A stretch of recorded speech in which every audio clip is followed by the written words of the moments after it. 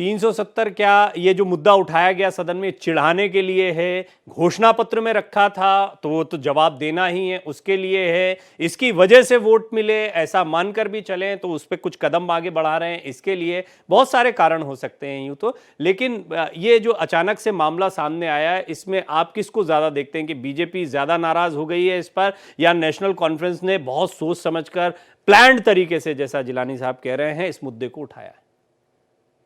देखिए, जो हुआ 2-3 दिनों से और खासकर आज जो हुआ, बड़ा अनफॉर्च्यूनेट है। मैं समझता हूँ उस मैंडेट को जो लोगों ने दिया है उसको झटका लगा है। और बिल्कुल बीजेपी के प्रवक्ता मेरे भाई जिलानी साहब बड़ा खूबसूरती से डिफेंड कर रहे हैं, करना भी चाहिए अपनी पार्टी को। और देखिए, मैनिफेस्टो था नेशनल कॉन्फ्रेंस का।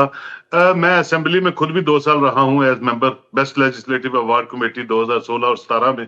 असेंबली का सर अपना रख रखाव है प्रवीण साहब, अपना आइन है, अपना कॉन्स्टिट्यूशन है, और उसका जो लीगल कस्टोडियन है वो ऑनरेबल स्पीकर होते हैं और उनका स्टाफ होता है। और वहां जो काम करने की प्रक्रिया है वो बड़ी डिफरेंट है, और उस प्रक्रिया पे ही सबको चलना पड़ता है। उसमें ये नहीं है कि एनसी का है, कांग्रेस का है, बीजेपी का है। और उनमें से उनका जो रखरखाव है वो असेंबली का स्टाफ और असेंबली का जो सिस्टम है वो जो है वो देख रेख करता है।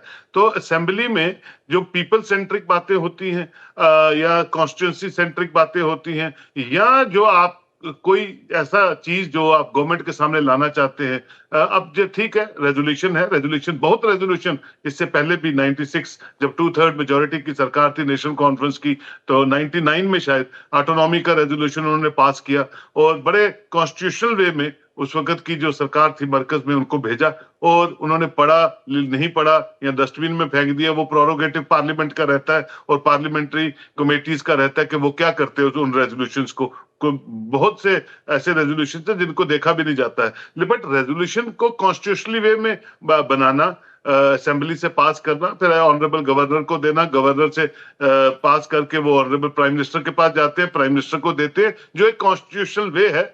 और आप प्री सेट माइंड लेके आ रहे हैं, एक प्री सेट माइंड लेके आ रहे हैं। और देखिए, डेमोस्ट्रेट करना भी एक हक है असेंबली में। आप प्ले कार्ड यूज करते हैं, आप पार्लियामेंट में भी देखते हैं कि बड़े पार्लियामेंटेरियंस प्ले कार्ड ले आते हैं, ऐसे शो करते हैं, या कोई फोटोग्राफ ले आते हैं वो शो करते हैं, या अपना एंगर या अपना गुस्सा जो है उन फोटोग्राफ्स के माध्यम से पार्लियामेंट का जो ध्यान है उसको आकर्षित करते हैं।